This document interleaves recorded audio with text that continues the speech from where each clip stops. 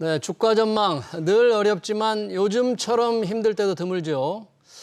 미국이나 한국 모두 주가가 최근 최저점에 비해서 10%에서 20% 가까이 반등했는데요. 이런 상승세가 이어질지 종잡을 수가 없습니다. 최근 시장 흐름을 좌우하는 변수들 자세히 분석해 보겠습니다. 한지영 키움증권 투자전략팀 연구원 나오셨습니다. 연구원님 어서 오세요. 네, 반갑습니다. 안녕하십니까. 네. 자, 미국이 지난 7월 소비자 물가를 발표한 후 뭔가 좀 인플레가 조금 완화되지 않을까 하는 기대로 주가가 좀 많이 올랐잖아요. 네, 맞습니다. 지금 그 오름세 전체적으로 어떻게 봐야 할까요? 일단은 증시 분위기가 예전보다는 많이 특히나 상반기에 비해서는 많이 괜찮아지고 있다라고 보시면 될 것 같고요. 그거를 체감할 수 있는 게 아까 도입 부분에서 설명을 해주셨는데 지금 주요국 증시들의 저점 대비 반등을 많이 했습니다. 특히나 이제 나스닥 같은 경우 어제 종가 기준으로 저점 대비 24% 이상 급반등을 하면서 또 새로운 강세장이 시작됐다 이야기가 나오더라고요. 새로운 강세장? 예, 왜냐하면은 저희가 통상 이제 그 산술적으로 기술적으로 고점 대비 20% 이상 빠지면은 약세장이라고 하는데 반대로 저점 대비 20% 이상 오르면은 강세장이라는 논리를 적용할 수 있는 거죠. 그만큼 지금 미국 증시에서는 야 이제 뭐 그 최악의 상황들 다 끝났다. 이제 상황 종료다. 이러면서 분위기가 굉장히 호전되고 있는데 개인적으로는 지금 나스닥의 이러한 급반등은 조금은 이제 단기적으로 부담으로 작용을 할 수 있어요. 그리고 아직까지는 뭐 새로운 강세장이라는 이야기 자체는 꺼낼 수는 있지만 이게 정말 시장의 주류로 자리 잡기에는 시간이 좀 더 필요하다. 이렇게 보시면 될 것 같고요. 저는 그래서 가지고 있는 생각은 7월 소비자 물가, 미국의 소비자 물가 발표 이후 어느 정도 최악의 상황은 지나갔다. 이 정도로만 좀 저는 받아들이고 있습니다. 네, 최악의 상황을 지나갔다. 네. 아까 나스닥이 최저점 대비 24% 올랐다고 그랬잖아요. 그러면 지금 미국의 어떤 반등세 이런 기술주들이 이끌고 있는 겁니까? 어떤 종목들이 주로 이끌고 겁니까? 대체로 기술주들이 많이 이끌었고요. 왜냐하면은 그 작용 반작용의 좀 논리인데요. 그만큼 상반기 때 보면은 기술주들이 제일 많이 빠졌습니다. 그리고 빠진 만큼 많이 빠졌던 종목들이 상대적으로 빨리 올라오는 장세. 이게 그 전형적인 뭐 주식시장의 패턴 중 하나라고 보시면 될 것 같아요. 예. 요즘 국제유가 좀 많이 그렇죠. 거의 많이 떨어졌잖아요. 네네. 에너지주들은 조금 여전히 좀 괜찮습니까? 아니면 안 좋은 상태예요? 에너지들 요즘에 조금 재미없죠. 왜냐하면은 그동안에 이제 인플레이션 본격 수혜주로 분류되면서 유가 올라가고 인플레이션이 계속해서 올라갈 때 이들도 같이 이제 가격 전가를 통해서 실적이 늘어난다라는 전망과 기대감으로 올라왔었는데 지금은 조금은 반대의 상황이 전개되고 있다 보니까 인플레이션 수혜주들은 오히려 주가를 조정을 조금 받았고 그동안 피해주로 분류됐던 대표적으로 성장주들이 최근 들어 약진을 하고 있는 것으로 저는 생각하고 있습니다. 네. 미국의 이제 7월 소비자 물가 상승률이 조금 둔화되면서 이제 금리 긴축 속도가 좀 완화되지 않을까 하는 이런 기대가 지금 주가를 떠받치는 요인이잖아요. 네네. 그런데 정말로 금융 긴축 속도 조금 늦춰질 거다. 이런 분위기가 확실히 지금 팽배합니까? 그렇게 다 보십니까? 아니 그 아직까지도 그 시장에서는 의견이 조금 분분해요. 과연 이제 9월 FOMC 때 50bp 인상할 거냐, 75bp 인상할 거냐 이러한 의견들이 지금 왔다 갔다 무게 중심이 수시로 이동하고 있는 상황입니다. 대신에 이제 예전처럼 막 100bp 인상 혹은 저희가 7월 물가 발표 전에 이런 이야기도 있었어요. 어떤 거였냐면은 만약에 이번 7월 소비자 물가가 예상보다 높게 나오면은 또다시 9%대 나오면은 연준은 과거 1994년도 초반 당시처럼 임시 긴급회의를 열어서 긴급 금리 인상을 단행할 수도 있다. 이러한 이야기까지 나왔었는데 이제 그러한 것들에 이제 저희가 좀 넘어갔죠. 또 100bp 인상이라는 이런 울트라 스텝 인상 이야기까지도 수면 아래로 들어갔다는 점이 저는 그것만으로도 일단 한 곱이 넘겼다 이렇게 보고 있고요. 이제 정말 과연 9월 FOMC에서 75로 갈지 50으로 갈지 이거는 저희가 이제 9월 초에 있는 고용지표 그 다음 주에 있는 미국의 8월 소비자 물가 이거를 통해서 좀 더 그 가시화되지 않을까 이렇게 보고 있는 상황입니다. 네, 8월 소비자 물가 또 9월에 초에 발표되는 고용 지표에 따라서 이제 금리 인상폭이 어느 정도냐는데 결국 금리 인상폭이 9월에 얼마일 거냐, 0.5% 포인트냐, 0.75% 포인트냐 이걸 가르는 거는 이제 인플레에 대한 미 연준의 어떤 의장의 확고한 판단 아니겠습니까? 맞습니다. 그 네. 판단이 과연 어느 쪽으로 기울지 인플레가 확실히 잡혔다고 본다면 조금 금리 네. 인상폭을 낮출 텐데 어떻게 뭘로 인플레가 잡혔다고 볼 수 있을까요? 지금 상황에서는 그런 확신이 좀 듭니까? 지금 만약에 인플레이션이 잡혔다라는 거는 그 7월달 소비자 물가가 피크아웃했다, 정점을 찍었다는 게 확신이 돼야 됩니다. 그래서 8월달에도 과연 이제 7월달에 8.5가 나왔으니까 8월달에는 8%대 초반 나오면은 이제 정말 시장에서도 드디어 잡히고 있는구나 이러한 생각을 하게 될 수가 있는 거죠. 8% 초반으로만 떨어지면 네. 그 확신을 가질 수 있다. 네, 그리고 또 이 생각을 해볼 수가 있더라고요. 그 뭐 9%에서 내려오긴 했었는데 여전히 8%다. 이거 인플레이션 레벨 너무 높다. 지금 우리가 증시를 이렇게 안도를 해야 될 때냐. 이러한 좀 이야기들도 충분히 제기해 볼 법합니다.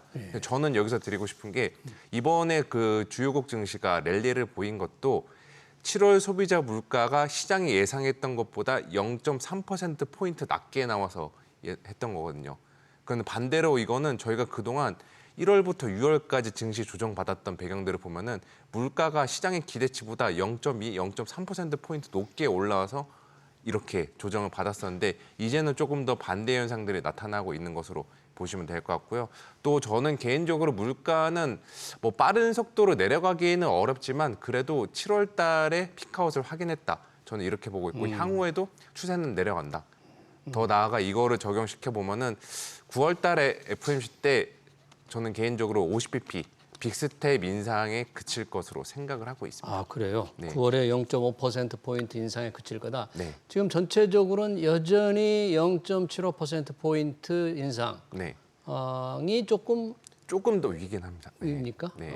그런데 우리 한정연구원은 그렇지 않을 것이다. 네, 그래 그래서 확실히 물가를- 피크아웃했다. 맞습니다. 예. 8월 달에도 지금 에너지 가격들, 유가 같은 것들을 보시면은 내려가고 있는 상황이고 예. 또 그 중국의 경제 지표 같은 경우도 지난주에 발표됐었는데 어제 발표됐었는데 생각보다 잘 안 나왔어요. 아, 경제 상황이 아주 예. 안 좋은 거예요? 이거는 지금 수요단에서 물가 상승 압력이 생각보다 좀 빨리 내려가고 있다.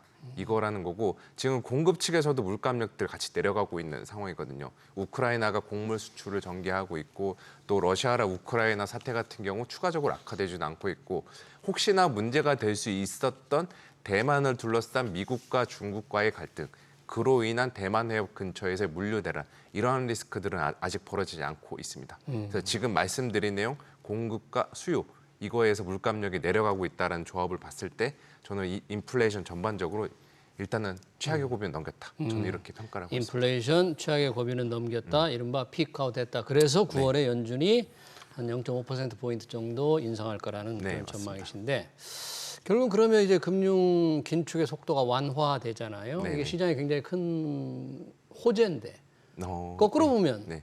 여전히 경기가 지금 미국 경기가 침체 우려, 둔화 우려도 높지 않습니까? 그렇죠. 네. 그러니까 이게 주가가 계속 반등을 지속할 거라고 주장하는 그런 강세론자가 있는 반면에 네. 반대로 주장하시는 분도 있는데 네. 우리 연구원님은 어느 쪽이세요, 그러면? 저 같은 경우도 지금은 일단 중시는 어느 정도 주가 복원이라고 하죠. 코스피 2,600에서 2,700선까지는 어느 정도 저희가 트라이가 가능한데 그 이상으로 올라가는 거는 말씀하신 대로 이제 시간이 지날수록 올해 뭐 9월이나 10월이나 11월 이렇게 지날수록 투자자들의 그 무게 중심도 야 물가 못 잡으면 어째 이게 아니라 야 경기 망가지면 어째 이쪽으로 이동할 가능성이 높다라고 생각을 하고 있습니다. 그런 것들을 고려해 봤을 때 아마도 올해 하반기 후반에는 특히나 4분기 정도에는 어느 정도 다시 시장에서도 또 6월, 7월처럼 경기 침체 다시 한번 오는 거 아니야? 여기에 대한 좀 논의들이 활발히 오고 갈 것 같아요. 그게 증시단에서는 그야말로 뭐 지수 상단을 제한하는 요인 이 정도로 작용할 것으로 생각하고 있습니다. 네, 그렇군요. 경기 상황 말씀하시니까 우리 국내로 돌아와서 이 삼성전자 네. 최근에 6만 전자에 조금 회복을 그렇죠. 했잖아요. 이게 뭐 이재용 부회장의 복권 뭐 영향인지 아니면 그렇죠. 지금 반도체 상황은 굉장히 지금 안 좋을 거라는 부정적 전망이 많던데 네네. 어떻게 봐야 됩니까? 이 주가 흐름을? 예, 저도 지금의 삼성전자 주가 이제 6만 전자까지 올라온 거는 되게 반가운 소식인데 앞으로 좀 추세적으로 다시 위로 올라갈지 소위 말해 7만 전자 가고 8만 전자 가는 거는 저희가 조금 기다리셔야 되지 않을까 이렇게 보고 있어요. 최근에 이제 삼성전자나 SK하이닉스 같은 국내 반도체주들이 빠르게 7월 달 이후 반등을 했던 거는 아무래도 야 여기까지 조정을 받았는데 더 내려갈까? 더 싸지겠나? 여기에 대한 저희가 흔히 말해 밸류에이션상 진입 매력, 낙폭 과대 인식이 굉장히 강했던 게 있었고 또 원달러 환율 같은 경우도 이제 고점을 찍었다, 정점을 찍었다라는 인식들이 되다 보니까 환차 이익을 노리고 들어오는 외국인의 기계적인 자금 이러한 영향으로 이제 올라왔던 것으로 보고 있고요. 아직까지 반도체 업황을 둘러싼 근본적인 불안, 대표적으로 메모리 가격 둔화 이슈 같은 경우는 어느 정도 저는 소화를 하고 있는 것으로 보고 있는데 여기 같은 경우는 지금 경기 침체, 수요 둔화 우려와 맞물려서 재고 부담들이 여전히 쌓이고 있습니다. 예, 이 부담, 재고 부담 같은 경우는 지금 작년 최근 4개 분기 연속해서 올라오고 있는 만큼 이 재고 부담을 주가에 소화하기까지는 한두 달 정도 시간은 필요하지 않을까 이렇게 보고 있고요. 네. 일단은 저는 그래서 삼성전자나 SK하이닉스 반도체주 뭐 지금은 모아가기에 좋은 종목인 건 맞긴 맞지만 기간 조정을 염두에 두셔야 된다. 그 보합권, 박스권 흐름을 8월 남은 기간 동안 보일 가능성을 열어놓으셔야 된다. 이렇게 말씀을 드리겠습니다. 재고 부담이 만만치 않을 것이고 또 앞으로 경기가 둔화될 거라는 우려가 높으면 높을수록 이 매출에 조금 안 좋은 분석이 좀 나오는 거죠, 삼성전자요. 그렇죠. 네네. 그래서 아직 그 증권가나 이제 전반적인 톤들이 언론이나 매체에서 톤들이 아직까지는 좀 그 기대보다는 걱정의 목소리가 높지 않나 이렇게 생각이 되고 있고 그게 주가에 반영이 되면서 정말 7만 전자 갈 기세를 보일 때마다 이제 상단을 저해하는 이러한 요인으로 작용하고 있는 것으로 저는 보고 있습니다. 이 메모리 칩 수요가 그렇게 많이 줄게 되나요? 반도 경기가 둔화되면? 아무래도 그렇죠. 반도체 같은 경우는 그 흔히 말해 그 욕망의 산업이라고 생각하고 있거든요. 뭐 좋은 차, 좋은 TV, 좋은 휴대폰 쓰고 싶을 때마다 반도체 산업은 성장하게 되는데 지금 전반적으로 그러한 욕구들이 줄어들고 있는 상황이다 보니까 전체적으로 업황 부진 우려는 계속 좀 남아 있는 것 같습니다. 여전히 업황 부진 우려 조금 기간 조정을 염두에 둬야 될 것 같다. 삼성전자의 경우 그런 주장이셨고요. 요즘 증시에 뭐 태조 이방원 이런 말이 유행이라면서요? 그렇죠. 태양광, 네. 조선, 2차 전지, 방산, 원자력. 네. 어떤 분이 만들었는지 뭐 태조 이방원. 참 잘 만들었습니다. 우리 한지영 영훈이 보시기에 그러면 네. 시장을 주도하는 이 태조 이방원이 주도하고 있다. 공감하십니까? 아니면 혹시 한지영 연구원님만의 조금 이런 업종을 좀 꼽는다면? 저는 다릅니까? 지금 저기 화면에 나오는 업종들 개인적으로 다 공감을 합니다. 충분히 이제 그 용어가 만들어질 수 있을 정도로 예. 투자자들의 관심과 또 주가도 좋았는데 개인적으로 전 주식시장에서 경계해야 되는 부분이 그 유행어가 생기는 업종은 중간중간 한번 고비가 와요. 그래요? 왜냐하면은 다들 이 유행어 따라서 거기에 그 종목들로 수급이 몰리다 보면은 과열 우려들이 단기적으로 떠오르게 됩니다. 그러니까 주식시장 그거 가만히 안 냅두거든요. 네. 이때다고서 파는 사람들이 또 많다 보니까 주가들이 좀 차별화된다라고 보시면 될 것 같고요. 오늘 같은 경우도 저기에 있는 일부 업종들은 주가가 생각보다 부진했다라는 것도 어느 정도 이제 그 기민한 투자자들은 차익 실현, 발빠른 차익 실현에 나서지 않나 이렇게 보고 있는 상황입니다. 네. 대신에 저는 뭐 개인적으로 2차 전지와 또 방산 이 두 가지 업종은 향후에 나타날지도 모르는 주가 조정을 매수 기회로 삼는 것도 저는 좋지 않나 이렇게 보고 있어요. 지금 말씀드린 두 가지 업종 같은 경우는 어느 정도 이제 장기적인 성장성이 담보가 되어 있고 또 내년도까지에는 이익의 레벨업이 충분히 기대될 만한 업종들이기 때문에 저는 이쪽 지금 말씀드린 업종들 같은 경우는 그 유행어에 따라서 좀 주가가 흔들릴 수는 있겠지만 그 끝까지 들고 갈 만한 주식이다. 이렇게 좀 이야기를 드리겠습니다. 태조 이방원 중에서 이방, 네. 2차 전지, 네. 방사는 좀 괜찮게 본다. 사실 조선 같은 경우 여전히 수익성이 아직 제대로 회복을 못했죠. 네, 어떻습니까? 그런 그 이제 미래에 대한 기대감으로 계속해서 그거를 미리 주가에 반영해서 올라가고 있는 건데 저는 뭐 조선주도 좋아 보이긴 하죠. 근데 개인적으로는 지금 여전히 지정학적인 리스크들이 높고 또 대만과 중국과 미국 간의 관계도 이제는 거의 뭐 시간의 문제랄 정도로 많이 악화되고 있고 또 군사적인 충돌 뭐 직접적으로 일어나지 않겠지만 늘 긴장감들이 있는 만큼 그에 따른 이제 아시아 태평양 지역의 방산비 지출, 국방비 지출 증가 여기에 대한 이제 좀 그 장기적인 수혜는 아마도 지금 말씀드린 방산주들이 누리지 않을까 이렇게 보고 있습니다. 요즘 외국인 투자자들 지난 7월 기준으로 보면 순매수를 보였는데요. 네네. 우리 국내 시장에 확실히 들어오는 것으로 네. 그렇게 분석이 됩니까? 어떻습니까? 일단은 뭐 파는 거 어느 정도 중단은 한 것 같아요. 그 지분율로 놓고 봐도 그렇고 누적 순매수 패턴으로 봐도 그렇고 이제 바닥 잡고서 이들도 한국 증시 채우고 있는 과정에 있는 것으로 지금 파악이 되고 있는 상황입니다.